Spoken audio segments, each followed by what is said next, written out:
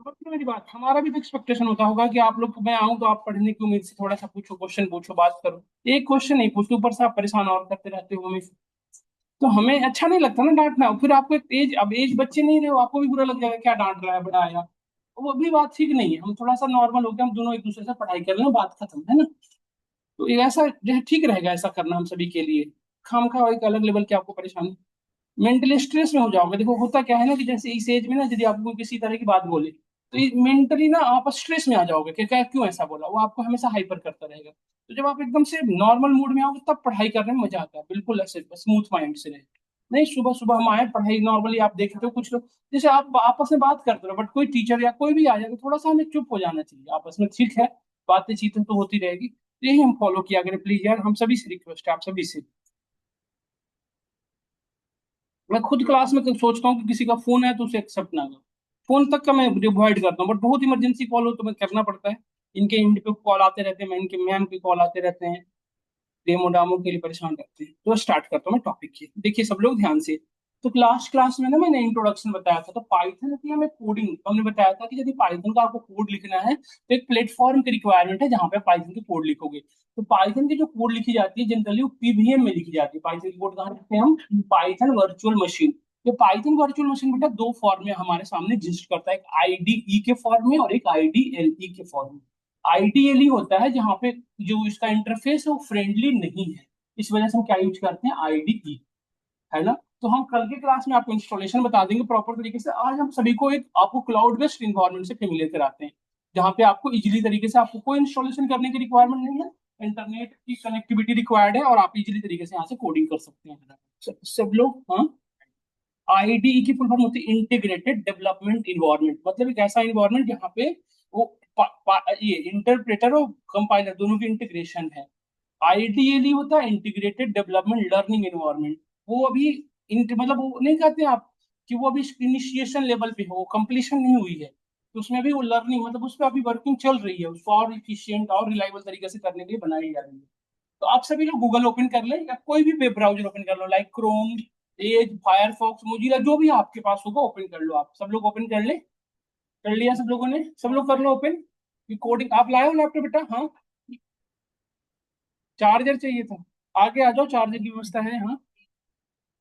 अब चेयर लेके आ जाओ आगे। और हम में से सभी लोग लैप ओपन कर लिए? यदि लैपटॉप लाए हो तो ओपन कर लेना। यहाँ पे लिखना बेटा है गूगल कोलैब, सिंपली आप यहाँ पे एक वर्ड यूज करें, गूगल कोलैब, जी गूगल।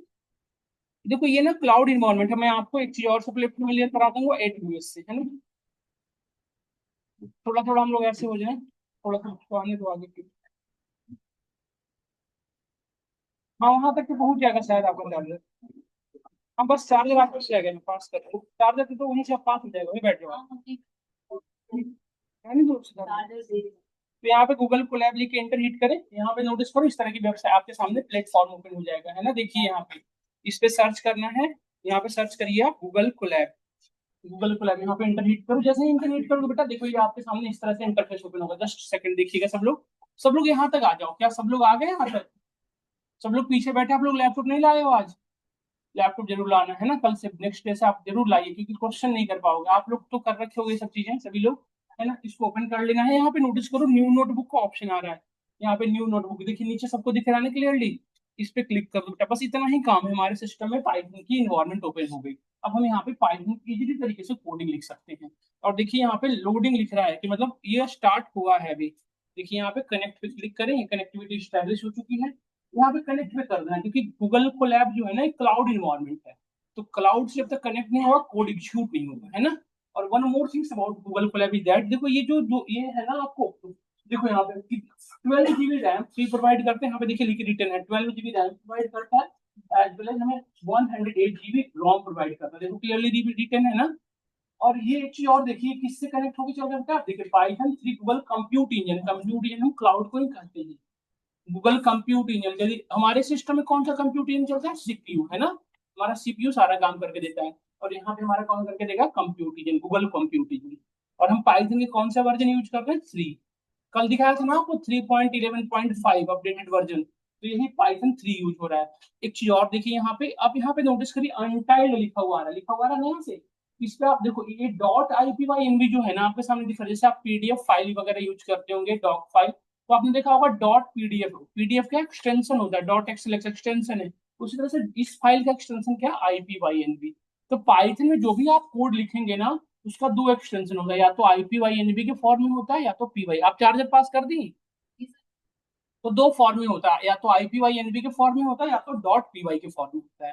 जिसका नेम हम यहाँ पे क्लिक करके चेंज कर सकते हैं। देखिए यहाँ पे हटा दीजिए इसका नाम और अपने अकॉर्डिंग नाम वट एवर रख सकते हैं। जैसे हमने यहाँ पे आज की टॉपिक का नाम रख दिया नेमिंग कन्वेंशन, ठीक है। ये फाइल हमारे नाम हो गए। आप इस टॉपिक का नाम कुछ भी रख सकते हैं। और ये जो है ना आपके देखो यहाँ पे किसका सिंबल बेटा, ये आप देख के बता सकते हो किस चीज का सिंबल है, ड्राइव का। मतलब ये सारी चीजें हमारी कहाँ सेव होती रहेगी, ड्राइव। मतलब हमारे ड्राइव में स्पेस होना चाहिए। ये जो आपको रैम और रोम प्रोवाइड करता है ना, ये परमानेंट नहीं है, ये जब तक रनिंग मोड में है ना आपका कंप्यूटर, मतलब अभी हमने स्टार्ट किया है तो अभी प्रोवाइड हुआ है। जैसे हम सेव क्लोज करेंगे तो इस पे जो भी आपके काम हो कहाँ सेव होंगे आपके, जाके इस पे क्लाउड पे। और जब आप रन करना शुरू करोगे तो अगेन किस पे आएंगे, रन टाइम पे आ जाएंगे। समझ में आया? तो हमें ये 107 GB permanently RAM ROM provide नहीं किया गया, वो टेम्पररी है। जस्ट अभी आप काम कर रहे हो तो आपको मिला, आपने क्लोज कर दिया, ऑफ हो गया। समझ गए हम सभी लोग? यहाँ के बाद हम, हाँ बताइए।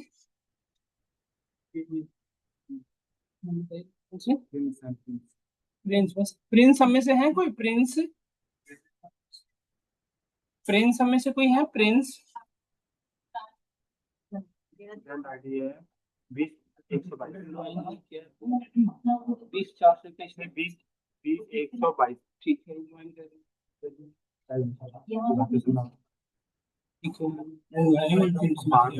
पाँच मिनट बैठेंगे ग्रुप में। समझ में आया हम सभी को यहाँ तक? यहाँ तक सब, यहाँ तक क्लियर है सभी को? यहाँ तक आप फाइल का नेम एडिट कर ले, यहाँ तक यदि हम सभी का हो चुका है तो आगे बढ़ते हैं। देखिए यहाँ पे नोटिस करिए बेटा, यहाँ पे दो फॉर्म दिख रहा है आपको, टेक्स्ट और कोड का, है ना। इस पे लिखना स्टार्ट करते हैं। यहाँ से हम कोडिंग लिखेंगे, यहाँ से हम टेक्स्ट लिखेंगे। तो स्टार्ट करते हैं, देखिएगा ध्यान से। अब टॉपिक पे आते हैं। यहाँ से टेक्स्ट का ऑप्शन दिख रहा है, यहाँ से यदि आपको टेक्स्ट लिखना हो, मतलब जैसे कोई नोट्स वगैरह लिखना हो तो आप टेक्स्ट यूज करें। यदि हमें कोड राइट करना है तो कोड लिखें। तो टेक्स्ट का ऑप्शन यहाँ से आप अप कर लें, यहाँ से ऊपर चले गए हम और यहाँ से हम कोड लिख सकते हैं। देखो यहाँ से बेटा आप अपने सेल को डाउन अप कर सकते हो। देखो हम टॉप पे चले गए और यहाँ से देखिए आप हाइड कर सकते हो। जो आपका इंटरफेस है ना, इसको थोड़ा सा ऐसे हाइड कर दोगे तो बड़ा सा इंटरफेस दिखने लग जाता है। बस इतनी सी बात। क्या इतने इंटरफेस हम फेमिलियर हो चुके हैं सब लोग? कुछ चीजें और है जो मैं आपको बता देता हूँ इसके बारे में। हम यहाँ से रन टाइम चेंज कर सकते हैं। देखिए जैसे आपको थोड़ा हाई स्पीड की रिक्वायरमेंट है तो यहाँ पे देखिए एक ऑप्शन आता है change run type. By default हम CPU यूज करते हैं, बट ये सब हाई स्पीड में हम यूज कर सकते हैं यदि रिक्वायर्ड हो। यहाँ पे आप तीन लैंग्वेज की कोडिंग लिख सकते हैं। क्या क्या है देखो, पाइथन 3, R और जूलिया, ये तीन लैंग्वेज को सपोर्ट करता है। तो हमें फिलहाल तो पाइथन यूज करना है, तो हमने पाइथन को सिलेक्ट कर लिया, सेव कर दिया। तो यहाँ से हम कोड राइट, यहाँ पे आप इसको सेव कर लेंगे। देखिए यहाँ पे अब मैं कोड राइट करना स्टार्ट करता हूँ। देखो पहले मैं नोट्स लिख के दिखाता हूँ। आज की जो टॉपिक है हम पढ़ने वाले हैं नेमिंग कन्वेंशन होता क्या है और इसका क्या यूज है वो समझाता हूँ। Just look at here, naming convention, we are discussing about naming convention. अच्छा एक चीज और देखिए, यदि हमें इस चीज को बोल्ड करना है, जैसे हमने ये लिखा, ध्यान से देखना, ये चीज हमने लिखा और इसको मुझे बोल्ड करना है, तो इसको सेलेक्ट किया और इस बी पे क्लिक कर दे, बोल्ड हो गया। और शिफ्ट इंटर प्रेस कर, शिफ्ट इंटर, देखो एक टॉपिक बन गया ना लिखा हुआ ऊपर में। और यहाँ से हम कोड लिख सकते हैं। तो लेट से ध्यान से देखिए सब लोग, x इज इक्वल टू हमने 20 लिखा और y is equal to let's हमने 30 लिखा। लेट्स, और यहाँ पे एक और वेरिएबल डिफाइन किया, add is equal to x plus y, और यहाँ पे हमने ऐड रखा। अब इस कोड को रन कराना है। हमने कल की क्लास में बताया था ना कि जो भी आप कोडिंग लिखते हो वो किस में कन्वर्ट होता है, बाइट्स कोड में। कौन करता है, कंपाइलर, है ना। तो इसको ये रन करेगा कैसे, तो शिफ्ट इंटर प्रेस करें, या तो आप इस पे क्लिक कर दो, देखो ये ऑप्शन आ रहा है ना यहाँ पे, ये वाली आइकन, या तो इस पे क्लिक कर दो या तो सबसे बढ़िया शिफ्ट इंटर। तो शिफ्ट इंटर जैसे ही प्रेस करोगे ना बेटा, देखो ये रन करने लगा, इसमें आउटपुट आ गया 50। तो इसके इंटरनल वर्किंग कैसे हुए होंगे बता सकते हो सब लोग? सबसे पहले ये ऐसे पहला लाइन एग्जीक्यूट हुआ होगा, फिर दूसरा, फिर तीसरा, फिर आउटपुट आया, है ना। ऐसे ही हुआ होगा। तब थोड़ा समझिएगा ध्यान से, मैं यहाँ टॉपिक पे आता हूँ और समझना ध्यान से सभी को। देखिए देखो यहाँ पे ये एक्स, यहाँ बातें ना करें बनाक्षी, बिल्कुल भी बातें ना करें। देखो यहाँ पे सब लोग देखो, नोटिस करें यहाँ पे देखो, this x is equal to 20, तो एक्स इज वाट, यदि यहाँ पे नोटिस करें x is equal to 20 return है, तो यहाँ x is what, x is just a variable, x क्या है, एक वेरिएबल है ना। तो यदि, और ये 20 क्या है बेटा, वैल्यू, ये कैसी वैल्यू है, इंटीजर वैल्यू है। तो इसमें ऐसा भी तो हो सकता था, 20.5 भी तो हो सकता था, ये और नो। तो ये जो वैल्यू है ना कांस्टेंट वैल्यू, इसे पाइथन में क्या कहते हैं हम, लिटरल्स। इसे पाइथन में क्या कहेंगे हम। तो यदि इंटीजर वैल्यू है तो इसे हम कहेंगे इंटीजर लिटरल्स, यदि ये फ्लोट वैल्यू है तो इसे हम कहेंगे फ्लोट लिटरल्स, यदि और किसी तरह की वैल्यू है तो उसे वो लिटरल्स कहते हैं। These are called literals. Literals मतलब कांस्टेंट वैल्यू। और एक्स क्या है हमारा, एक जस्ट वेरिएबल। एक्स क्या है, वेरिएबल। तो यदि मैं आपसे पूछूं कि व्हाट इज द वेरिएबल, तो हमारा आंसर क्या होना चाहिए, बताइए सब लोग। What is the variable, variable is what, what is the variable, the variable is nothing but just type of container in which you can store any type of value, यही ना। एक वेरिएबल क्या है, एक तरह का जस्ट कंटेनर है जिसके अंदर आप किसी भी तरह की वैल्यू को स्टोर कर सकते हैं, है ना। तो यहाँ पे देखिए एक्स के अंदर क्या स्टोर किया हुआ है, एक वैल्यू को। यहाँ पे भी वाई के अंदर एक वैल्यू स्टोर किया हुआ है। और ये क्या है, एक वेरिएबल जिसके अंदर क्या रखा हुआ है, एक्सप्रेशन। देख रहे हो ना। और ये हम जब वैल्यू को अगेन प्रिंट किए तो हमने वैल्यू इसकी इस वेरिएबल की वैल्यू क्या आ रही है, 50। क्या इतनी बात समझ में आई सबको, फिर से मैं समझाता हूँ, एक्सप्लेन करता हूँ, ध्यान से देखो। हमने सबसे पहले लिखा x इज इक्वल टू 20। इसमें 20 क्या है, एक इंटीजर वैल्यू, x क्या है, वेरिएबल। और इसका काम क्या है, ये जो इक्वल टू, इसका काम क्या है, इसका इसका नाम है असाइनमेंट ऑपरेटर। इसको क्या कहते हैं, असाइनमेंट। इसका मेन काम क्या है बेटा, ये राइट साइड में जो भी वैल्यू दोगे उसको लेफ्ट साइड में स्टोर कराना, असाइन करना, मतलब वेरिएबल के अंदर वैल्यू को असाइन कराना, यही ना मेन काम है। तो इसका यदि हम समझो आप, यदि मैं x इक्वल टू 20 लिखता तो क्या ये इस 20 इसके अंदर असाइन हो पाता, बताओ। ऐसे यदि लिखोगे तो आपका असाइन हो पाएगा, नहीं, जब तक आप इक्वल टू नहीं लिखोगे। तो इक्वल टू को हम असाइनमेंट ऑपरेटर कहते हैं, इसे क्या कहेंगे आप। और आप आगे जाके पढ़ोगे सबसे इंपॉर्टेंट और सबसे लेस प्रायोरिटी है। मतलब क्या कहना चाह रहा हूं मैं, समझना। इसकी सबसे ज्यादा जरूरत है और ये सबसे लास्ट में इसी का एग्जीक्यूशन होता है, समझ में आ रहा है। तो वो है सबसे लेस प्रायोरिटी का ऑपरेटर है। इंटरव्यू में आपसे पूछा जाता है कि which operator which have less priority. एक ऐसा ऑपरेटर जो सबसे, जिसका सबसे लेस प्रायोरिटी, जैसे आपने पढ़ा होगा ना बॉड मास। बॉड मास में सबसे लेस किसका होता है, एस का, सब्सट्रैक्शन का। उससे भी इसका लेस होता है बेटा, इक्वल टू सबसे लेस प्रायर ऑपरेटर है। तो इंटरव्यू का एक क्वेश्चन है जो कभी कभी आपसे पूछा जाता है, और ये इंपॉर्टेंट भी है। यदि ये इक्वल टू ना लिखे तो क्या वेरिएबल के अंदर वैल्यू कभी भी असाइन हो पाएगा, नहीं हो पाएगा। तो इंपॉर्टेंट है बट लेस प्रायर है। अब आगे बढ़ते हैं। तो मेरा कहने का सेंस ये है कि वेरिएबल को डिफाइन जब आप कर रहे हो, तो जैसे आपने लिखा x इज इक्वल टू 20, तो x क्या है, वेरिएबल का नेम। तो वेरिएबल का नेम आप कुछ भी नहीं रख सकते, we need to follow some set of rules and regulations. जब वेरिएबल का आप नेम डिफाइन करते हैं तो कुछ आपको रूल फॉलो करना पड़ता है। वेरिएबल का नाम ऐसा नहीं कि कुछ भी रख सकते हो आप, कुछ सेट ऑफ रूल्स है जो हमें फॉलो करना पड़ता है। तो कौन कौन से रूल है वो हम बताते हैं आपको। जैसे यहाँ पे कितने वेरिएबल हमने अभी तक रखा है, बताइए अभी तक कितने वेरिएबल है टोटल। 3 वेरिएबल है ना, एक वाई और एक है ऐड। तो इस तरह से और वेरिएबल का नेम क्या क्या हो सकता है वो मैं आज की क्लास में डिस्कस कर रहा हूँ आपके साथ, ठीक है। टॉपिक होप करता हूँ समझ में आया होगा, हम डिस्कस क्या करने वाले हैं। बंद हो गया,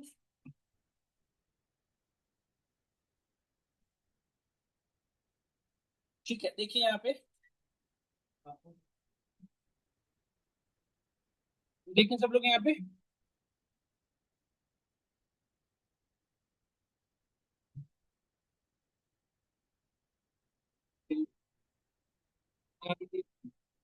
इसमें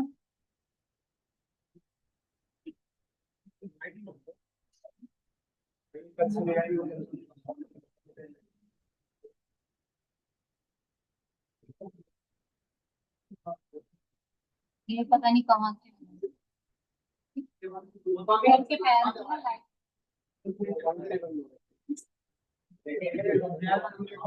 यही तो बंद हो गई।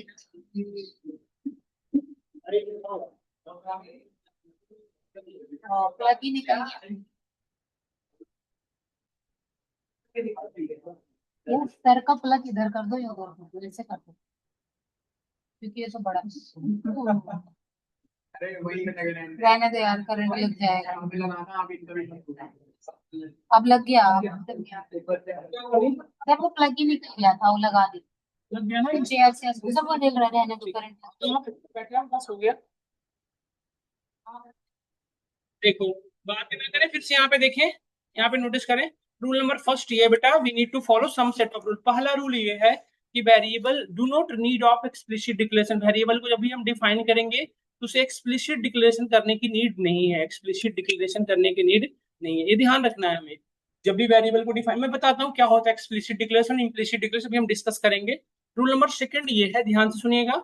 Rule number second, variable name never, variable name always start with what,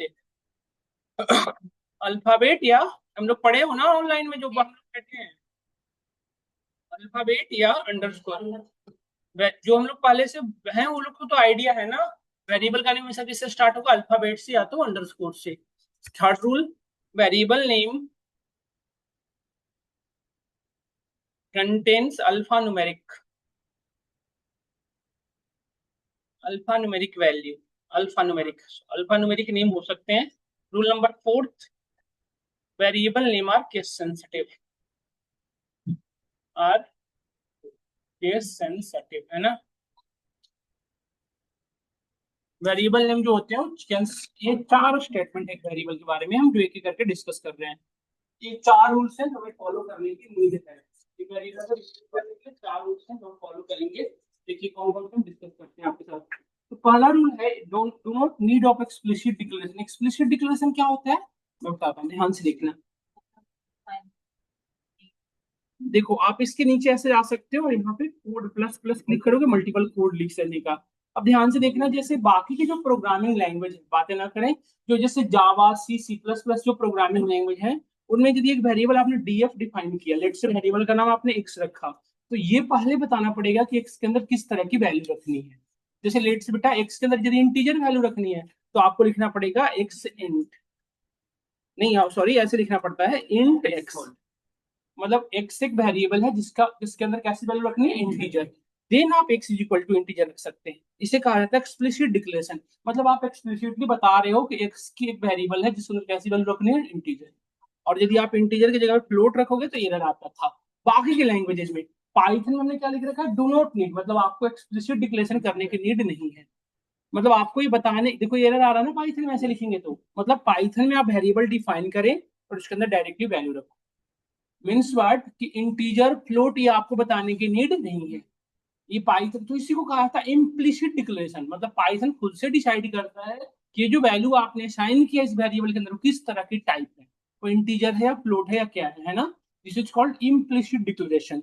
देखो आपको एरर नहीं आया बेटा, देख रहे हो ना। यदि इंटीजर रखना है, फ्लोट रखना है, तो आप किसी तरह की वैल्यू आप डायरेक्टली रख दो, पाइथन ऑटोमेटिकली समझेगा कि दिस वेरिएबल है which type of value. Clarify हुआ हम सभी को। तो this is called implicit declaration. तो इंटरव्यू में पूछा जाता है या आपको फ्रेशर लेवल पे कि in Python how declaration happens, तो हमारा आंसर क्या होना चाहिए बताओ, इम्प्लिसिट डिक्लेरेशन। इम्प्लिसिट डिक्लेरेशन का मतलब समझे ना। तो क्या हम ये कह सकते हैं कि according to this point of view Python is more smarter than another language, इसके बाकी के कंपैरिजन में पाइथन ज्यादा स्मार्टर है। बाकी के लैंग्वेज में आपको बताना पड़ता था कि ये इंटीजर, ये फ्लोट, ये ऐसे नहीं। और इसमें पाइथन में डिफाइन करने की नीड नहीं है। तो यही रूल नंबर पहला था। सेकंड रूल नंबर है बेटा, ध्यान से देखिए, variable names always start with alphabet या अंडरस्कोर। वेरिएबल का नेम जब भी आप राइट करना हो तो किससे स्टार्ट करेंगे, एक अल्फाबेट से, या तो किससे स्टार्ट कर सकते हैं आप, अंडरस्कोर।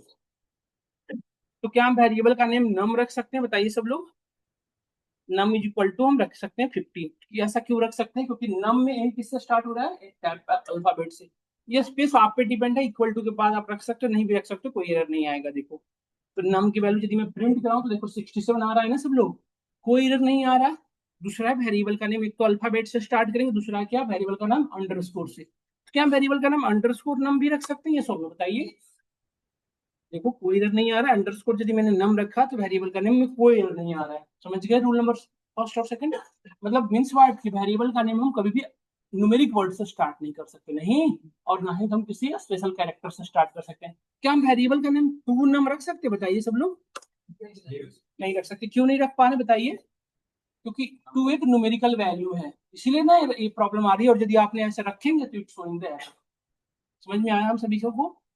या फिर आप किसी स्पेशल कैरेक्टर को नहीं रख सकते, जैसे हमने @df रख सकते वेरिएबल का नेम, क्योंकि क्यों प्रॉब्लम यहाँ पे क्या आ रहा है, @ जो है स्पेशल कैरेक्टर में है। अच्छा एक चीज देखो आप, हैज को यदि मैंने लिखा, यहाँ पे देखिएगा ध्यान से, जैसे मैंने हैज लिखा आगे में, तो यहाँ पे कोई दर्द नहीं आ रहा है। इसका मतलब क्यों, यदि किसी भी लाइन के आगे हैज लिख देते हो ना, तो हमने पढ़ा था कल की क्लास में, कंपाइलर क्या करता है, सभी को लाइन बाय लाइन एग्जीक्यूट करता है। तो जैसे ही कंपाइलर को सबसे पहले हैज मिलेगा, उस लाइन को स्किप कर देगा, मतलब उस पर्टिकुलर लाइन को एग्जीक्यूट नहीं करेगा। तो ये लाइन क्या बन जाएगा उसके लिए, कमेंट। मतलब ये यदि एग्जीक्यूट ही नहीं हुआ तो इसका कोई आउटपुट नहीं जनरेट होगा। तो जब भी हमें किसी लाइन को कमेंट ट्रीट करना तो उसका आगे क्या लगा देंगे आप, हैज। पॉइंट क्लियर हुआ नाम सभी को, यस और बताइए। तो ये रूल नंबर सेकंड था, क्लियर हुआ। रूल नंबर थर्ड पढ़िए, variable name always, variable name contains alpha numeric. Alpha numeric का क्या सेंस बनता है? अल्फाबेट और न्यूमेरिक का कॉम्बिनेशन। देखिए हमने अभी पढ़ा था टू नम नहीं रख सकते थे वेरिएबल का नेम, बट हम नम टू रख सकते हैं। नम टू में रूल नंबर फर्स्ट फॉलो हो रहा है ना, पहले स्टार्ट किससे हो रहा है? अल्फाबेट से, और लास्ट में क्या है? Numerical value. अब देखो यहाँ पे यदि ऐसे रखेंगे तो कोई एरर नहीं शो कर रहा। देखो बेटा, क्या कोई एरर आया आपको? नम टू की वैल्यू में कोई एरर आया नहीं ना? समझ में आ रहा है? क्या हम वेरिएबल का नेम ऐसे रख सकते हैं? ध्यान से देखिएगा, 2.5 ऐसे रख सकते हैं वेरिएबल का नेम? वेरिएबल का नाम ऐसे रख सकते हैं? नहीं रख सकते, कि सिर्फ इंटीजर अलाउ करते हैं। यदि आप 2.5 रखेंगे तो इट्स शोइंग द एरर। समझ में आ रहा है ना हम सभी को? इसको मैं ऐसे रखना पड़ेगा। तो क्या हम वेरिएबल का नेम स्टूडेंट आईडी ऐसे रख सकते हैं? सब लोग देखिए, ये ऐसे रख सकते हैं वेरिएबल का नेम। इसमें दिक्कत ऐसा क्यों नहीं कर रख पा रहे हैं? क्योंकि बीच में हमने क्या रखा है? स्पेस। और स्पेस, पाइथन स्पेस को पाइथन कैसे ट्रीट करता है? स्पेशल कैरेक्टर की तरह। तो या तो आप यहाँ पे एक न्यूमेरिकल वर्ड रखो, या तो आप अंडरस्कोर रखो। देखो कोई एरर नहीं आ रहा, आप नोटिस किए। स्टूडेंट आईडी यदि मैं आपको प्रिंट कराऊं एज आउटपुट के फॉर्म में, देखो इसकी वैल्यू क्या आ रही है? 102। क्लियर हो रहा है? यहाँ पे हम न्यूमेरिक वैल्यू भी रखे तो भी कोई एरर नहीं आएगा। देखिए हमने स्टूडेंट टू आईडी रखा, तभी कोई एरर नहीं आ रहा है। तो समझ में आया हम सभी को? अल्फा न्यूमेरिक पॉसिबल है। क्या हम वेरिएबल का नाम, आप सब लोग ध्यान से देखेंगे, ऐसे रख सकते हैं वेरिएबल का नाम? बताइए सब लोग, वेरिएबल का नाम ऐसे रख सकते हैं? क्योंकि रूल नंबर फर्स्ट फॉलो हो रहा है और फिर रूल नंबर थर्ड भी फॉलो हो रहा है, तो हम ऐसे वेरिएबल का नाम रख सकते हैं। क्लियर हो रहा है ना सभी को?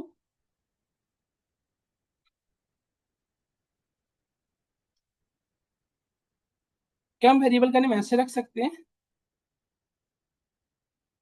सब लोग बताएं, वेरिएबल का नेम किससे स्टार्ट हो रहा है? यहाँ पे डबल अंडरस्कोर से, और लास्ट में भी डबल अंडरस्कोर। क्या वेरिएबल का नेम ऐसा हो सकता है?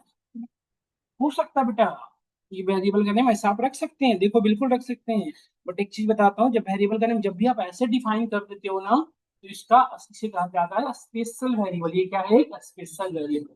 अभी तक जितने भी वेरिएबल थे वो क्या थे? Normal variable. ये क्या बन चुका है आपका? स्पेशल। आप सीधे बैठ जाओ ना। अच्छा अच्छा, ठीक ठीक है। ये हमारा क्या है? Special variable. समझ में आया हम सभी को? तो स्पेशल वेरिएबल और नॉर्मल वेरिएबल में क्या डिफरेंस है? स्पेशल वेरिएबल जो है, उस वो उसका जो एक्सेसिबिलिटी होता है वो अलग है। जैसे ये जो वेरिएबल है ना, अंडरस्कोर नम, और जो पहले से आपने जितने वेरिएबल बनाया उनका अलग है। इस आगे हम पढ़ेंगे, इसके स्कोप ऑफ रिजोल्यूशन अलग है। मतलब इसको वेरिएबल के अंदर वैल्यू एक्सेस करने की एबिलिटी अलग है, बाकियों की बिल्कुल अलग है। समझ में आया हम सभी को? तो जब भी किसी वेरिएबल के आगे डबल अंडरस्कोर लगा रहे, तो आपको क्या समझना, वो कैसी वेरिएबल है? Special variable. स्पेशल नाम है तो ट्रीटमेंट भी स्पेशल की तरह होता होगा, है ना? स्पेशल ट्रीट होता होगा। आगे बढ़ते, यदि यहाँ तक हम सभी को समझ में आ गया हो तो हम आगे बढ़ते हैं।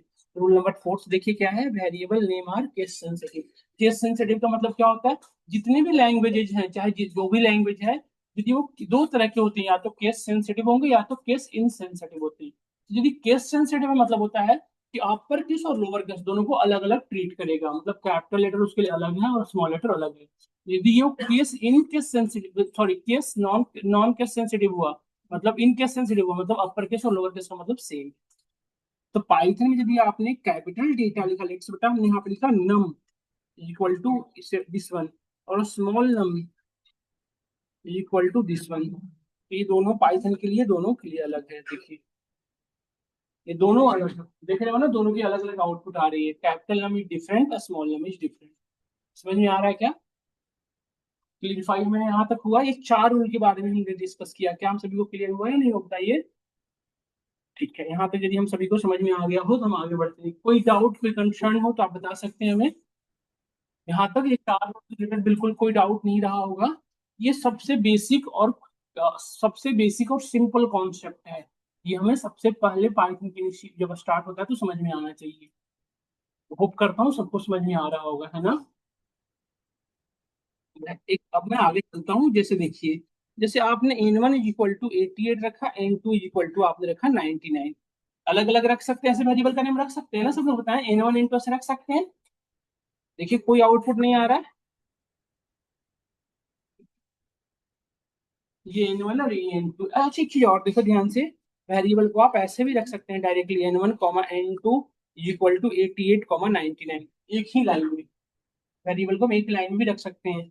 एक ध्यान से देखिए, आप इस तरह से थर्ड वेरिएबल भी डिफाइन करना चाहें तो यहाँ पे कितने वेरिएबल हैं? 3। तो वैल्यू भी कितनी डालनी पड़ेगी आपको 3। तो आप क्लियरली देख के बता सकते हैं N1 के अंदर कौन सी वैल्यू रही होगी, N1 के अंदर कौन सी वैल्यू शाइन हुई है, N2 के अंदर कौन सी वैल्यू रखा आपने, N3 के अंदर कौन सी रखा। क्लियर हो गया होगा हम सभी को, है ना। यहाँ तक यदि हम सभी को क्लियर है तो हम आगे बढ़ते हैं, मूव करते हैं आगे की ओर। समझ में आया होगा सबको। एक चीज और बता दूं, देखो जब आप एक वेरिएबल की वेरिएबल ऐसे डिफाइन किया ना, ये वेरिएबल डिफिनेशन कहा जाता है। और जब इसमें वैल्यू आपने रखा, इज कॉल्ड डिक्लेरेशन। तो पाइथन में वेरिएबल डेफिनेशन और डिक्लेरेशन दोनों एक साथ होते हैं। तो ये सब सिंपल वर्ड्स है जो आपको मैं बता देता हूँ। कभी कभी इंटरव्यू में आपसे टेक्निकली से पूछ लिया जाता है, कंफ्यूज होते हो, तो आपसे पाइथन में पूछा जाता है कभी कभी ऐसे, is it possible to define a variable in another time and declare the value in another time. क्या पॉसिबल है? पाइथन में जब वेरिएबल आप डिफाइन करेंगे सेम टाइम में उससे वैल्यू भी असाइन करेंगे। ऐसा पॉसिबल नहीं है कि वेरिएबल का नेम आप कभी और रख दिए उसमें वैल्यू कभी और रख रहे हो, नहीं। बाकी के लैंग्वेजेस में होता है, डेफिनेशन कभी और लिखते हैं हम, डिक्लेरेशन कभी और करते हैं। जैसे आप C++ की कोडिंग लिखे हुए आप में से कोई, तो आप देखियो वेरिएबल जितने यूज करने हैं आप ऊपर में लिख दो int x y z, है ना। फिर आप x equal to 20 y equal to this, कभी भी असाइन कर दो, कोई एरर नहीं आता था। पाइथन में वेरिएबल की डिफिनेशन और डिक्लेरेशन एक टाइम होता है। तो वेरिएबल डिफिनेशन मतलब क्या हुआ, वेरिएबल का आपने नेम रखा, और डिक्लेरेशन मतलब वेरिएबल के अंदर जो वैल्यू रख दिया। समझ गए ना। तो ये कंफ्यूज होने की बात नहीं है। Definition and declaration is the happened in same time in Python, specially Python में चीजें स्पेशली होती है। जैसे देखो यदि आप सिर्फ ऐसे लिख के छोड़ दो बेटा तो ये रहेगा, देखो क्या लिख रहा है, नॉट डिफाइंड, देख रहे हो ना। क्यों क्यों ऐसा हो रहा है, क्योंकि आपने डिफिनेशन तो लिखा बट डिक्लेरेशन नहीं दिया। आपने डिक्लेरेशन करते देखो कोई error नहीं आ रहा है, दिख रहे हैं ना, समझ गए। तो ये हमारे लिए समझना जरूरी था, ये बेसिक चीजें थी जो हम डिस्कस किए। अब मैं कुछ मेमोरी मैनेजमेंट के कॉन्सेप्ट आपके साथ डिस्कस कर रहा हूँ। जैसे देखो ध्यान से, जैसे हमने N1 की वैल्यू रखा, हाँ कर सकते हैं, ओवर राइटिंग इशू आते हैं, ऊपर पढ़ रहे हैं अभी हम। देखो आप देखिए ध्यान से सब लोग, यहाँ पे हमने दो वेरिएबल डिफाइन किया। और स्टार्टिंग में एक वेरिएबल की वैल्यू में क्या रखा है, N1 की वैल्यू क्या आती है स्टार्टिंग में 40, N2 की वैल्यू 78, और फिर हमने नीचे जाके N1 की वैल्यू फिर से 66 लिखा। तो कैन यू गेस कि N1 की वैल्यू फिलहाल क्या रही होगी, ऐसा क्यों हो रहा है। देखिए थोड़ा सा मैं आपको समझाता हूँ, ध्यान से सब लोग नोटिस करना, थोड़ा सा नोटिस करना ध्यान से। ये ना मेमोरी मैनेजमेंट का कॉन्सेप्ट है। जैसे आप अपने कंप्यूटर में जो भी चीजें सेव करते हो, तो आपका यहाँ पे कौन हेल्प करता है, डिस्क मैनेजर करता है ना। कौन सी फाइल को कहाँ रखनी है, किस फोल्डर में कैसे एक्सेस करना, सब वो फॉलो करता है। नहीं, आप जैसे देखोगे रिसाइकल बिन जो है उसमें कुछ नहीं, हमारा ऑटोमेटिकली फोटो वगैरह डिलीट हो जाता है। तो सब अपना रूल सेटअप है ना कि क्या कैसे क्या रखना है, नहीं। तो उसी तरह से जब आप पाइथन में जो भी वेरिएबल डिफाइन कर रहे हैं, तो इसके अंदर यदि ये वैल्यू स्टोर हो रही हो तो आपको कुछ ना कुछ स्पेस लेता होगा, केबी में, बिट्स में, बाइट्स में, इनमें कुछ ना कुछ स्पेस लेता होगा। तो जो पाइथन के वेरिएबल्स हैं इनको जब आप असाइन करते हैं तो ये कहाँ पे स्टोर होते हैं, कुछ ना कुछ तो मेमोरी लेते होंगे ना, हीप मेमोरी। तो पाइथन के जितने भी वेरिएबल आप जब भी डिफाइन करते हैं, तो पाइथन का जो वेरिएबल है वो कहाँ पे स्टोर होता है, हीप मेमोरी में। तो हीप मेमोरी क्या बेटा है, एक टेम्पररी मेमोरी है। ये कब आपके सामने क्रिएट होता है, जब आप पाइथन ओपन करते हो, और जब पाइथन को क्लोज करते हैं तो ये भी मेमोरी आपकी लॉक हो जाती है। तो जब भी आप कोई वेरिएबल डिफाइन करते हैं तो एक मेमोरी है जिसके अंदर पाइथन का मेमोरी मैनेजमेंट फॉलो होता है। जैसे आपने N1 इज इक्वल टू 40 लिखा, तो सबसे first variable N1 is equal to 40 लिखा ना आपने, तो सबसे पहले क्या करेगा पाइथन का मेमोरी मैनेजर कि इस वेरिएबल इसको मेमोरी एड्रेस प्रोवाइड करेगा। सबसे पहला काम होगा इसको मेमोरी एड्रेस मिला, फिर इस मेमोरी एड्रेस के अंदर इसको दूसरी चीज है साइज ऑफ मेमोरी मिलेगी। साइज ऑफ मेमोरी जिसके अंदर कितनी साइज की वैल्यू स्टोर की गई है, जैसे 1 KB 2 KB वट एवर या 1 बाइट, तो उसके अकॉर्डिंग इसको साइज ऑफ मेमोरी अलॉटमेंट हुई। और फिर इसके अंदर वैल्यू असाइन हुआ और इसको वेरिएबल का name define, memory name define हुआ। मतलब एक वेरिएबल को जब आप असाइन करते हैं, मतलब डिफिनेशन और डिक्लेरेशन करते हैं, तो उसको मेमोरी के अंदर कितनी चीजें मिलती हैं, 3 चीजें, memory address, size of memory and. तो ये N1 के लिए किया गया होगा। फिर से N2 के लिए, तो N2 के लिए भी ये सेम काम किया गया होगा। पाइथन का जो मेमोरी मैनेजर है N2 के लिए भी कुछ ना कुछ मेमोरी एड्रेस दिया होगा, साइज ऑफ मेमोरी दिया होगा और मेमोरी नेम दिया होगा, यस। और फिर से आपने लिखा N1 अगेन। तो अब क्या हुआ होगा, सुनिए ध्यान से। अब जैसे ही पाइथन में एक वेरिएबल 2 बार एग्जिस्ट करते हैं, तो पाइथन का जो मेमोरी मैनेजर है इस प्रीवियस वैल्यू को ओवरराइट कर देगा और इसकी करंट वैल्यू को यहाँ पे साइन कर देगा।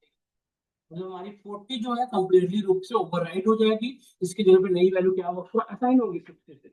मतलब पाइथन के अंदर जो मेमोरी है, हीप मेमोरी, उसके अंदर एक वेरिएबल का 2 बार मेमोरी एड्रेस नहीं हो सकेगा। एक बात में सिंपल समझिए, कि यदि आपने कोई वेरिएबल पहले से डिफाइन कर रखा था उसमें वैल्यू क्या रही थी वो मैटर नहीं करता। यदि आपने फिर से उस वेरिएबल का नेम सेम और उसमें नई वैल्यू डाला तो प्रीवियस वैल्यू कंप्लीटली ओवरराइट हो जाएगी, मतलब प्रीवियस वैल्यू अब आपके पास नहीं रहेगी। यदि मैं n1 यहाँ पे दिखाऊं तो क्या आएगा आउटपुट 66। यदि फिर से मैं n1 की वैल्यू यहाँ पे रखा 40 या 50 तो फिर से n1 की वैल्यू क्या हो जाएगी जो आप रिसेंट रखेंगे, है ना। अब यहाँ पे क्वेश्चन हमारे माइंड में आना चाहिए जो हमारे नहीं आए। जैसे एक चीज समझो, जैसे प्रीवियस वैल्यू थी उसकी साइज रही थी 8 KB, सपोज करो पॉसिबल है, और जो रिसेंट वैल्यू दिया उसकी स्पेस 10 KB हो गई, फिर उस केस में क्या होता होगा। या दूसरा ये भी तो पॉसिबल है कि पहला जो स्पेस है बेटा उसका 8 KB रहा था और दूसरे का 6 KB हो गया, ये भी पॉसिबल है ना। तो ऐसे सिनेरियो में क्या होता होगा, क्या होता होगा इंटरनली प्रोसीजर को हम इसे बता सकते हैं। देखो दो केसेस होते हैं, यदि वेरिएबल पहले जो रिच वैल्यू थी उसकी साइज बड़ी थी जैसे 12 KB थी, और अभी आपने रिसेंट वैल्यू जैसे देखो यहाँ पे प्रीवियस वैल्यू 40 थी उसको लेट से 12 KB स्पेस था, दूसरी वैल्यू हमने छोटा डाला होता है लेट से 6, इसमें कुछ स्पेसेस कम होते हैं लेट से 8 KB, तो 8 KB इसी मेमोरी एड्रेस पर रहेगा, 4 KB इसको डिसएलोकेट किया जाएगा, मतलब मेमोरी एड्रेस यही रहेगा बस साइज ऑफ मेमोरी रिड्यूस कर दिया जाएगा। बट सेकंड सिनेरियो यदि साइज ऑफ मेमोरी बड़ी हो गई, जैसे हमने 40 हमने रख दिया 66 या 88 रख देते, तो यदि साइज ऑफ मेमोरी बढ़ गई तो उसको इस पूरी मेमोरी को रियूंड किया जाएगा, एक नया मेमोरी एड्रेस क्रिएट होगा, उसकी मेमोरी एड्रेस अलग रहेगी। बट पूरे मेमोरी में एन1 का एडिशन कितनी बार रहेगा, सिंगल टाइम। ऐसा नहीं कि एन1 को मेमोरी एड्रेस कुछ और था अब कुछ और, नहीं, पहले वाले को बिल्कुल रियूंड कर दिया जाएगा। पाइथन का जो मेमोरी मैनेजर है उसको बिल्कुल पूरी तरह से उसको रियूंड कर, नहीं आया हम सभी को। तो जब भी आप एक वेरिएबल की मल्टीपल वैल्यू, बस इतनी बात तो हमने आपको टेक्निकली समझाया, ये समझना है बस आपको कि यदि आपने एक वेरिएबल को 2-3 बार डिफाइन कर दिया और उसके अंदर वैल्यू आपने 3 बार अलग अलग रखा, तो उसकी जो लास्ट में वैल्यू रह जाएगी वो क्या रह जाएगी बताओ, जो रिसेंट में आपने रखा, जो लास्ट में जो भी वैल्यू आपने रखा है इंस्टेंस वैल्यू वो रह जाएगी। नहीं क्लियर हो रहा है, जो रिसेंट वैल्यू जैसे अभी हमने n1 की वैल्यू ये रखा तो हमें रिसेंट वैल्यू दिख रही है, क्लियर हो गया सबको। तो पहला सिनेरियो ये था कि यदि दो वेरिएबल का नेम सेम है वैल्यू व्हाटएवर है तो क्या होता है, जो क्रिशेंट वैल्यू है वो उसकी उस वैल्यू की उस वेरिएबल की वैल्यू बनती है। यहां तक हम सभी को क्लियर हुआ नहीं होता ये, समझ में आया। दूसरी सिनेरियो देखिए, यदि एक वैल्यू हमने रखा 66 और दूसरी वैल्यू रखा भी हमने 66, अब क्या होता होगा बताइए। अब यहाँ पे क्या दोनों वैल्यू वेरिएबल का नेम अलग अलग है, वैल्यू सेम। एग्जैक्टली, अब पाइथन का मेमोरी मैनेजर बहुत स्मार्टली वर्क करता है, करता क्या है तो देखिए, जब आप यहाँ पे, तो पाइथन का हीप मेमोरी जनरेट होता है, तो df1 के लिए सारा काम किया गया हुआ, इसको मेमोरी एड्रेस दिया गया, साइज ऑफ मेमोरी अलॉटमेंट की गई और इसमें वैल्यू असाइन किया गया। जैसे df2 आया और पाइथन के मेमोरी मैनेजर ने गेस किया कि इसकी वैल्यू सेम है, इसको अलग से मेमोरी एड्रेस ना देगा, प्रीवियस मेमोरी एड्रेस पे इसको असाइन कर देगा, मतलब df1 and df2 belong to same memory address.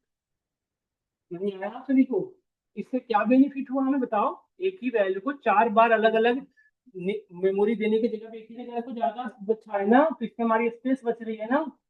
जैसे 2 KB है वो सेम वैल्यू रखने के लिए 2 KB कोई पेन तो ये पाई चीजें वर्क करती है। दो सिनेरियो बताया, तीसरा सिनेरियो देखिएगा, जैसे हमने यहाँ पे एक मल्टीपल लाइन ऑफ कोडिंग करते हैं, वेरिएबल हमने डिफाइन करते हैं, इसकी वैल्यू 40 रखते हैं और यहाँ पे बहुत सारे लाइन ऑफ कोड लिखे हैं, उसमें डीएफ को कहीं भी यूज नहीं किया, तो जब यहाँ पे कोड रन किया होगा तो डीएफ को मेमोरी एड्रेस मिला होगा, और यदि पूरे कोड को एंड ऑफ द एग्जीक्यूशन यदि इसको कहीं भी यूज नहीं किए तो पाइथन का जो मेमोरी मैनेजर है इसको बाहर कर देगा, मतलब इसको मेमोरी एलोकेटमेंट नहीं करेगा। तो किसका यूज है ये, समझ गए ना, यहाँ तक क्लियर हुआ सभी को चीजें, यहाँ तक समझ क्लियर हुआ सभी को। This is the things about memory management, clear हो रहा होगा सबको। यदि हम आपसे, मैंने कहा कि इन दोनों की मेमोरी एड्रेस सेम है, तो मेमोरी एड्रेस सेम इसे चेक कैसे करेंगे, जैसे मैंने तो कहा कि मेमोरी एड्रेस सेम है, बट पाइथन में इसको मेमोरी एड्रेस सेम कैसे भी चेक करने के लिए हम यूज करते हैं, there is a function we have. दो तरह के फंक्शन होते हैं पाइथन में, इनबिल्ट फंक्शन और यूजर डिफाइंड फंक्शन। अच्छा, यूजर डिफाइंड फंक्शन जो हमारा इनबिल्ट फंक्शन है उसी को कुछ लोग सिस्टम डिफाइंड फंक्शन भी कहते हैं। जो पहले से बने बनाए हैं पाइथन उसको हम क्या कहते हैं, सिस्टम डिफाइंड या इनबिल्ट। जो हम लोग बनाएंगे आगे जाकर पढ़ेंगे फंक्शन टॉपिक, उसको क्या कहेंगे, यूजर डिफाइंड। तो आईडी करके एक फंक्शन, देखो फंक्शन कैसे समझेंगे, जब भी आप कोई कीवर्ड यूज करके राउंड ब्रैकेट लगाओगे, देखो देख रहे हो ना दोनों तरफ से राउंड ब्रैकेट है, तो राउंड ब्रैकेट हमेशा फंक्शन के साथ में आता है। तो आईडी एक इनबिल्ट फंक्शन है, मतलब बने बनाए फंक्शन है। इस ये क्या बताता है, मेमोरी एड्रेस, इसका आउटपुट में क्या आता है, मेमोरी एड्रेस। तो जिस भी वेरिएबल का मेमोरी एड्रेस देखना है उसको इसके अंदर पास कर दो, जैसे मैं df1 का चेक करना था तो मैं df1 को पास कर दिया इसके अंदर, तो देखो इसका मेमोरी एड्रेस बेटा ये है। यदि DF2 का देखना है तो इसको यहाँ पे पास कर दो आप। देखो इसका भी मेमोरी, देखो देखो आप नोटिस करो दोनों का मेमोरी एड्रेस सेम है ना। और जैसे ही आपने यहाँ पे वैल्यू चेंज कर दिया, देखो हमने वैल्यू चेंज कर दिया, अब देखिए आप दोनों की मेमोरी एड्रेस सेम, अलग है, डिफरेंट हो गई ना। क्लियर हुआ हम सभी को? यदि दो वेरिएबल का वैल्यू सेम है तो मेमोरी एड्रेस हमेशा क्या होगा, सेम। और आगे हम जाके पढ़ेंगे एक डेटा टाइप है लिस्ट में, दो कॉन्सेप्ट आता है कॉपी एंड क्लोनिंग, उसकी मेमोरी एड्रेस अलग हो जाती है, पढ़ेंगे इस बात को, डिस्कस करेंगे। क्लियर हुआ यहाँ तक सभी को? तो अब दो चीज, अभी तक हमने तीन चीजें क्लियर की कि यदि दो वेरिएबल का नेम सेम है और उसकी वैल्यू अलग अलग है तो क्या होगी। दो वेरिएबल का नेम सेम है लेकिन वैल्यू अलग अलग है तो क्या होगी, जो रिसेंट वैल्यू है वो प्रीवियस वैल्यू को क्या कर देगा, ओवरराइड। उस वेरिएबल के अंदर कौन सी वैल्यू रह जाएगी, जो आपने रिसेंटली रखा। दूसरी चीज है, दो वेरिएबल का यदि आपने नेम अलग अलग रख रखा है और उसकी वैल्यू सेम है तो क्या होगी, उनकी मेमोरी एड्रेस सेम होगी, एक ही जगह पे रहेंगे दोनों। समझ में आया सभी को? यहाँ पे हमने को लोगों को क्लियर हो रहा है? कोई क्वेश्चन कोई डाउट नहीं होगा? बुक करता हूँ। क्लियर हुआ सबको या नहीं हो, बताइए। अब यहाँ के बाद आगे बढ़ते हैं। देखो हमने यहाँ पे N1, N2 लिखा, इसकी वैल्यू रखा हमने 40, 50। ऐसे रख सकते हैं, बताइए। N1 की वैल्यू भी क्या रही होगी और N2 की वैल्यू क्या रही होगी, 50। मैं कहूँ आपसे कि swap the value of two variable में, इन वैल्यू को स्वैप करानी है, तो N1 के अंदर 50 रखना और N2 के अंदर 40। कैसे करेंगे बताइए सब लोग? मुझे स्वैप करना है, मतलब I want to swap the value of this variable. How to do this, कैसे करेंगे? देखो बेटा एक तो तरीका ये है, ध्यान से नोटिस करिएगा। जैसे N1, N2 लिखा हमने, ठीक है। अभी यहाँ पे जो भी वैल्यू लिखोगे किसमें साइन होगा बताओ। अभी हम यहाँ पे जो भी वाटेवर लिखो कहाँ पे साइन होगा, N1 में साइन होगा। तो हमने यहाँ पे रख दिया 99 comma, sorry sorry sorry sorry, यहाँ पे रखा हमने N2। तो N2 की जो भी वैल्यू रही होगी कहाँ चली गई अब, तो क्या N2 खाली हो गया? अभी N2 की मेमोरी एड्रेस का कॉपी हो गया, मतलब एक मेमोरी एड्रेस पे दो चीजें बिलोंग करने लग गई। तो अब यदि हम, और फिर N2 में हमें कौन सी वैल्यू रखनी थी, N1 की। ये रन टाइम के ड्यूरेशन में चेंज हो गई चीजें, तो ये लाइन अभी रन पूरा तरह से टर्मिनेट होकर बाहर नहीं आया है, इंटरनली एग्जीक्यूशन का ड्यूरेशन एक ही लाइन में चेंज किया है। तो आप नोटिस करें N1 की वैल्यू 50 हो चुकी है और N2 की वैल्यू हो चुकी है, सर नो? देख रहे हो नहीं चीजें? आप लोग नोटिस करना, क्या इसी लाइन ऑफ कोड को आप हम ऐसे भी तो लिख सकते थे ना, देखिएगा। अभी हैज लगा, इसका मतलब क्या हुआ, क्या इस लाइन को मैं ऐसे भी लिख सकता था, N1 = N2। क्या यही लिखा हुआ है ना, सब लोग बताएं। N2 = N1, क्या ये सेम लाइन है, ये जो ऊपर में लिखा हुआ है ये सेम लाइन है? नहीं है। अब हमें ये चीज समझना चाहिए, बट ये चीज अभी यदि इसके अकॉर्डिंग देखो तो यही बात लिखी हुई जो यहाँ पे रिटन है, ये और नो। बट इसकी जो एग्जीक्यूशन है वो कम्प्लीटली डिफरेंट है। बट आप नोटिस करिए N1 और N2 की वैल्यू स्वैप नहीं हो पाई। ऐसा क्यों हुआ, क्या है कि इस लाइन को पूरी तरह से टर्मिनेट करने के बाद, जैसे जब तक ये लाइन का पूरी काम नहीं हुआ, यहाँ नहीं पहुंचेगा, ये काम कर लिया मतलब N1 के अंदर परमानेंटली N2 की वैल्यू चली गई। N1 की जो वैल्यू तभी होगी, क्या हो चुकी है, ओवरराइट। मतलब N1 की जो प्रीवियस वैल्यू है कंप्लीटली रूप से क्या हो चुकी है, ओवरराइट, है ना। तो N1 के अंदर कौन सी वैल्यू आ चुकी है बताइए, N2 की वैल्यू क्या थी, 50। तो N1 की प्रीवियस वैल्यू जो भी रही होगी वो रही नहीं, उसके अंदर क्या हो चुकी है, 50। अब जब वो बाहर आया मतलब N1 और N2 एक ही मेमोरी एड्रेस पे बिलोंग कर रहे होंगे, एक ही मेमोरी एड्रेस पे आ गए होंगे ना दोनों। अब N2 = N1 लिख रहे होंगे, N2 के अंदर फिर से N1 की वैल्यू डालते हैं। N1 की वैल्यू तो ऑलरेडी 50 हो चुकी थी, वो 50 दिखा रहा है, समझ में नहीं प्रॉब्लम? इनमें का टर्मिनेशन होने के बाद इसमें एक ही लाइन में काम हो रहा है, मतलब बाहर आने से पहले उसका काम चेंज हो रहा है ना। तो ये रन टाइम में ड्यूरेशन में चेंज हो रहा है, ये टर्मिनेशन होने के बाद चेंज हो रहा है, मतलब एक लाइन को टर्मिनेट करके बाहर आ रहा है। समझ रहे हैं ना, क्लियर हुआ? हाँ बिल्कुल होंगे, समझ में आया। तो इस सिनेरियो में यदि हमें करना, जैसे इंटरव्यू में ना ये अलाउ नहीं करते हैं आपको, ये जनरली नहीं रखता है अलाउ, हम फिर कैसे करेंगे सब लोग बताएं। जैसे मैं आपसे क्वेश्चन करूँ कि swap the value of two variable using third variable, जैसे अब यहाँ पे write a program swap the value of two variable. अच्छा 10 मिनट और हम क्लास कंटिन्यू रखें, 10 मिनट सब लोग बताइए कंटिन्यू रखें। और किसी की क्लास तो नहीं है ना अभी, 10 मिनट में और कंटिन्यू करता हूँ, ध्यान से देखिएगा। जैसे इसको मुझे स्वैप करानी है, तो एक तो तरीका ये है, जैसे जनरली जो हम घरों में करा करते हैं, जैसे रियल लाइफ में हमारे ऐसे हुआ करते हैं। जैसे लेट्स से ग्लासेस में पहले से टी है, दूसरे ग्लास में मिल्क है, मतलब चाय और दूध की दो अलग अलग ग्लास हैं, इनको तीसरे ग्लास में मुझे स्वैप करनी है। मतलब मैं चाहता हूँ इसमें टी आ जाए, इसमें मिल्क आ जाए, मुझे ये स्वैप करानी है। तो कैसे करेंगे? तो रियल लाइफ में एक थर्ड कंटेनर आप लेते हो, यहाँ पे आपने इसको रख लिया, यहाँ पे मिल्क आ चुका है, ये हो चुका है खाली। तो यहाँ पे हमने टी रख लिया। अब इसमें हमें क्या रखना था? मिल्क। मिल्क को हम कहाँ रख रखे थे? यहाँ पे। इसको हमने यहाँ पे रखा। यही करते हैं ना? तो क्या इसी कॉन्सेप्ट को यूज करके हम इसकी मेमोरी को एक्सचेंज, मतलब सॉरी, इस वेरिएबल को चेंज एक्सचेंज कर सकते हैं? कर सकते हैं। देखिए कैसे। देखो ये आप पे डिपेंड है, ऐसे भी लिख सकते थे हम और ऐसे भी लिख सकते हैं, कोई कंसर्न इसमें तो है नहीं। डाउट सबको क्लियर होगा? तो अब देखें ध्यान से। एन, अब हमने एक थर्ड वेरिएबल लिया जिसका नाम क्या रख लिया हमने? N3। N3 is equal to N1।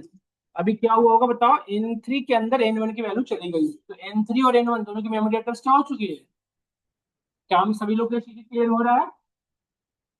जब और एन, तो क्या N1 की जो वैल्यू होगी वो खाली हो गई होगी? रियल में से ग्लास को दूसरे ग्लास में, एक ग्लास खाली हो जाती है, तो क्या रियल में ऐसा हुआ होगा? बताइए।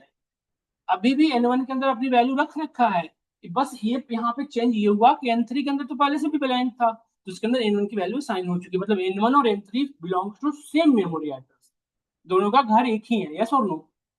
अब एक चीज देखिए, एक चीज और यहाँ पे स्मार्टली समझिए। अब हम N1 की जो वैल्यू थी उसको एक सेफ जगह पे रख दिए। क्या ये भी कह सकते हैं ना कि N1 की जो वैल्यू थी उसको एक सेफ जगह पे रख दी, ताकि मैं N1 को ओवरराइड भी करूँ तो कोई प्रॉब्लम? ये सुनो, क्योंकि N1 को यदि हम ओवरराइड करते हैं, यदि N1 जैसे लिखो, जैसे N1 इज इक्वल टू, मैं कुछ भी लिखूंगा वट एवर, तो प्रीवियस वैल्यू कंप्लीटली क्या हो जाएगी? ओवरराइड हो जाएगी ना। बट हमने N1 को सेफ साइड में कहाँ रख रखा है बताइए? N3 में। तो यदि मैं यहाँ पे N1 is equal to N2 लिखूं, तो क्या हमारा ऑब्जेक्टिव पहला फुलफिल हो चुका है? बताइए। N1 के अंदर कौन सी वैल्यू आ चुकी है? मतलब N1 की वैल्यू क्या हो चुकी है बताओ आप लोग? N1 की वैल्यू क्या हो चुकी है? 78 हो चुकी है ना। यही ऑब्जेक्टिव था ना हमारा पहला। N1 की वैल्यू का यही ऑब्जेक्टिव था, हमारा फुलफिल हो चुका है। बट दूसरा ऑब्जेक्टिव ये था कि N2 के अंदर किसकी वैल्यू रखनी थी हमें? N1 की ना। तो N1 की वैल्यू कहाँ आपने सेफ पर रख रखा है बताइए? तो हमने यहाँ N3 लिख दिया तो हमारा काम हो चुका। अब आपका, हम आप सब लोग सुनिए ध्यान से। क्या N1 और N3 का मेमोरी एड्रेस सेम है? N2 और N3 का? N2 और N3 का सेम ही है ना? इसके अंदर तो N3 की वैल्यू आ रही है, तो N3 और N2 belongs to same memory address. Yes और नो? क्लियर हो रहा है? और इवन N3 की जो वैल्यू है वही अभी N, दोनों की वैल्यू सेम है ना? यस और नो? आप देख सकते हो, देखो हमने कोड रन कराया, N1 की वैल्यू देखिए और N2 की स्वैप हो चुका है। यही ऑब्जेक्टिव था हमारा। अब मैं मेमोरी एड्रेस की बात करूँ तो आप अकॉर्डिंग टू, 5 मिनट रुक जाओ बेटा, 5 मिनट। यदि मैं इन तीनों, हाँ सीक्वल की क्लास 5 मिनट में स्टार्ट होगी। यदि आईडी ऑफ N1 चेक करें तो अच्छा एक चीज बताओ, दोनों की मेमोरी एड्रेस सेम होगी या अलग होगी? क्योंकि दोनों की वैल्यू अलग अलग हो चुकी है।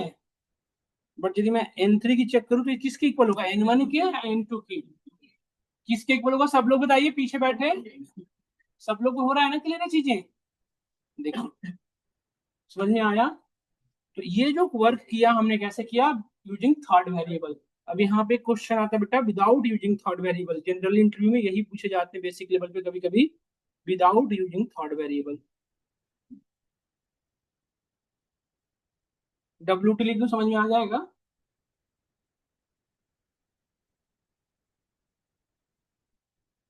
कैसे करेंगे? जैसे अब अभी देख लीजिए, हमने यहाँ पे वेरिएबल लिया DF1, वेरिएबल का नाम DF1 रख सकते हैं, इक्वल टू 60 40 ये रखा हमने। ये दोनों अलग अलग वैल्यू है, इनको स्वैप करानी है। मतलब DF1 में क्या रखनी है हमें? 40, और DF2 में क्या रखनी है? 60। कैसे करेंगे सोचिए? Without using third variable. मैं तीसरे वेरिएबल को यूज नहीं करने, निशान पे तो कर सकते हैं ना हम। पिछले वेरिएबल करना था पिछले क्लास में, ऐड कर क्या कर सकते हैं? ऐड कर। पहले क्या है ना कि कॉन्सेप्ट समझिए, पहले इसके प्रीवियस सेक्शन में हमने क्या कर रहे थे कि वेरिएबल बना के चलो सेव रख रहे थे, ताकि ओवरराइट हो तो भी प्रॉब्लम ना हो। अब ये तो इस बार तो कंडीशन ये है कि तीसरा वेरिएबल आपको नहीं लगाना है। तो क्या हम ऐसा कर रहे हैं कि पहले DF1 की वैल्यू को बड़ा करनी है। तो DF1 की वैल्यू को बड़ा करने के लिए दोनों को क्या यूज करना पड़ेगा? एडिशन कर सकते हैं। तो आप समझिएगा, यहाँ पे लॉजिक में लिख रहा हूँ, नोटिस करना सब लोग यहाँ पे ध्यान से। जैसे यदि हमने यहाँ पे लिखा DF1 is equal to DF1 plus DF2, तो अब बताएं DF1 की वैल्यू क्या हो चुकी है? तो सब लोग पीछे से बताएं DF1 की वैल्यू क्या हो चुकी है? समझ में आ गया ना? DF1 की वैल्यू 60 थी पहले और DF2 की वैल्यू 40 थी, तो दोनों हो गए ना 100। अब सुनिएगा ध्यान से, और अब हमें ऑब्जेक्टिव क्या था, DF2 की वैल्यू फिलहाल क्या रह रही है बताइए, और DF1 की वैल्यू क्या हो चुकी है। इन दोनों का यूज करके क्या हम DF2 के अंदर 60 ला सकते हैं? क्या करेंगे बताइए। DF1 की करंट वैल्यू क्या है 100, इसमें से DF2 की करंट वैल्यू क्या है, ये दोनों माइनस होने के बाद DF2 के अंदर क्या आ गया है, आ गया ना जो हमें चाहिए, वो काम हो गया हमारा। DF2 के अंदर में 60 रखना था, पहला ऑब्जेक्टिव फुलफिल हो चुका है, बस दूसरा ऑब्जेक्टिव भी बचा है। DF1 के अंदर अभी भी क्या रह रहा है बताइए, DF2 के अंदर बट क्या हो चुका है, तो इन दोनों का यूज करके कुछ हो सकता है, बताइए क्या लिखेंगे। DF2 हो गया ना काम, DF1 के अंदर कौन सी आ चुकी है वैल्यू 40, समझ में आया DF1 के। अच्छा ये दोनों लाइन सेम है, बट इसमें डिफरेंस क्या है बताइए, ये लाइन और ये लाइन दोनों सेम है ना, ये DF2 की प्रीवियस वैल्यू है और ये DF2 की रिसेंट वैल्यू है ना। एक बार आप इसको कोड के फॉर्म में इंप्लीमेंट कर लेते हैं, हमने यहाँ पे लिखा DF1 इज इक्वल टू क्या होना चाहिए, DF1 प्लस DF2, इसकी इसकी वैल्यू क्या हो गई होगी 100, DF2 is equal to DF1 minus DF2, यही कोड लिखना पड़ेगा ना, समझिएगा ध्यान से, क्योंकि यहाँ पे ये वैल्यू 100 हो चुकी है, तो हमें DF1 की करंट वैल्यू 100 माइनस DF2 की करंट वैल्यू 40, तो 100 माइनस 40 ये हो गया 60, और यहाँ पे आए DF1 is equal to, DF1 की भी वैल्यू क्या रह रही है 100, और DF2 की अब वैल्यू क्या हो चुकी है, तो इन दोनों को यदि माइनस करेंगे आप, तो इन दोनों की वैल्यू क्या हो चुकी होगी 40, क्लियर हो गया आप। तो यहाँ पे मेमोरी एड्रेस देखो, सब देखो देखो स्वैप हो चुका है। अब मुझे एक बात बताएं, क्या मेमोरी एड्रेस दोनों के, जैसे जब ये देखिए सुनिए ध्यान से, जैसे पहले मैंने ये रखा, सब लोग ध्यान से नोटिस करना मैं क्या पूछना चाह रहा हूँ, जैसे मैंने अभी ये इनकी मेमोरी एड्रेस जो भी रही होगी, देखो जैसे मैंने इनके दोनों के मेमोरी एड्रेस दिखा दूं पहले आपको, बातें ना करें, बातें करेंगे हमारी क्वालिटी क्लास की खराब हो जाएगी, हम पढ़ा नहीं पाएंगे जितने लेवल पे आपको करवाना चाहिए। दोनों की मेमोरी एड्रेस अलग अलग है। मैं क्वेश्चन ये है मेरा कि आफ्टर एग्जीक्यूटिंग दिस कोड, जब इस कोड को मैंने स्वैप करा दिया, तो क्या इनकी मेमोरी एड्रेस DF1 की जो प्रीवियस रही होगी वही रही होगी या डिफरेंट हो जाएगी, क्योंकि वैल्यू चेंज हो जाएगा, तो वैल्यू चेंज हो जाएगा तो मेमोरी एड्रेस तो बदलेगी ना, यही समझाना था मुझे, चीजें क्लियर हो गई होगी सबको। देखो यहाँ पे,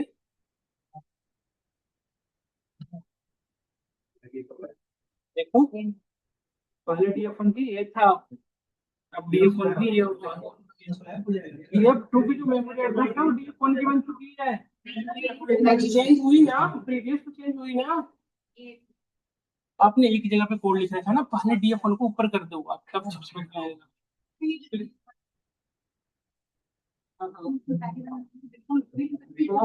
बिल्कुल बिल्कुल बिल्कुल, जैसे आप एक चीज समझो, जैसे इनका क्वेश्चन ये है, बहुत सब लोग समझे यहाँ पे, जब ये DF1 is equal to DF1 plus DF2 किया होगा, तो DF1 की जो प्रीवियस मेमोरी एड्रेस रही होगी, जो उसने 100 की कैपेबिलिटी रखी होगी रखने की, उसी मेमोरी एड्रेस पे रहा होगा, अदरवाइज वो मेमोरी एड्रेस बदल दिया गया होगा, ये सुन लो। जैसे ही ये लाइन चला, फिर DF1 को प्रीवियस मेमोरी एड्रेस जो भी नहीं होगी उसके अकॉर्डिंग से काम कर लिया होगा, तो चेंज हुआ है तो चेंज रहा होगा, तो चेंज कब होता है पता है, चेंज कब रहता है ये भी हमें पता है, उसके अकॉर्डिंग फॉलो होगा। ये बहुत ज्यादा आप इंटरव्यू में नहीं पूछा जाता, बट आपको जब कोड लिखते हैं ना, तो आपको ये सारी चीजें काम आती है। क्या हम सभी को यहाँ तक क्लियर हुआ? तो आज हमने दो कॉन्सेप्ट डिस्कस किया, एक वेरिएबल डिफाइन कैसे करते हैं वो, और एक हम वेरिएबल के अंदर वेरिएबल की मेमोरी कैसे मैनेज करते हैं, उनके अंदर वैल्यू कैसे असाइन करते हैं। क्या इस कॉन्सेप्ट से रिलेटेड किसी को कोई डाउट है? एक सेकंड रुको बेटा, ये जितने भी न्यू स्टूडेंट हैं ऑनलाइन में जो क्लास ले रहे हैं, वो इस पे मैसेज कर दें, हमें 62002548, इस पे हमें डुकेट जो न्यू स्टूडेंट है जिनकी आज फर्स्ट क्लास रही हो, और यहाँ पे बैच की टाइमिंग हमें से कोई की फर्स्ट क्लास तो नहीं है ना आज, और किसी की फर्स्ट क्लास, आपकी और किसी की, आप और आप लोग फर्स्ट क्लास थे, कल नहीं लिए थे आप लोग क्लास, कल वैसे कुछ हुई रही थी, कल मैंने प्रोडक्शन दिया था, तो मैं आज रिकॉर्डिंग दे रहा हूँ, आज कर लेना है आप लोग को, है ना। संजना मैडम, एक चीज और सुनो तो सही, 1 मिनट हो भाई साहब, 1 मिनट। ये जब फाइल में आपको भेजूंगा ना, ये वाली फाइल, और मैं कुछ पीपीटी वगैरह भी नोट शेयर कर रहा हूँ आपके ग्रुप में। तो ये फाइल का जो एक्सटेंशन होगा ना, वो क्या होगा, IPYNB। इसको सेव करके अपने कंप्यूटर में ओपन करने की ट्राई करोगे ना, तो ये ओपन नहीं होगा। ये कैसे ओपन होगा, आपको गूगल कोलैब अगेन ओपन करना पड़ेगा। देखो गूगल कोलैब ओपन करना पड़ेगा, और इस पे जाके देखो यहाँ पे ऑप्शन आता है, जैसे ही ओपन करते हो ना, यहाँ पे ऑप्शन आता है, देखो देखो यहाँ पे ऑप्शन आ रहा है ना अपलोड का। यहाँ से बेटा अपलोड करना पड़ेगा आपको। जब तक यहाँ से अपलोड नहीं करोगे, अपलोड नहीं होगा। दूसरा तरीका है, एक तो तरीका यहाँ से ब्राउज करके अपलोड कर लो, यहाँ पे ब्राउज करोगे आपकी फाइल आ जाएगी, जो भी मैं भेजा रहूंगा। दूसरा तरीका है, आप यदि ओपन कर रखे हो गूगल को, जैसे मैं पहले से इस पे कोडिंग कर रहा हूँ, मैं चाहता हूँ, मैं जो आप चाहते हो कि मैं जो फाइल भेजा उसे ओपन करना, तो यहाँ पे फाइल का ऑप्शन दिख रहा है आप सभी को ना। फाइल में जाने के बाद यहाँ पे देखो अपलोड रोड का ऑप्शन आ रहा है ना, यहाँ से भी आप अपलोड कर सकते हो सेम चीज। हाँ, BS कोड कर देंगे। कल हम बात करेंगे बाकी चीजों पर। यहाँ पे कोई कंसर्न आपको होगा? ठीक है, हम जा सकते हैं। तो स्टूडेंट है वो, आप अभी अगर समय अटेंडेंस बनवा के जाएंगे।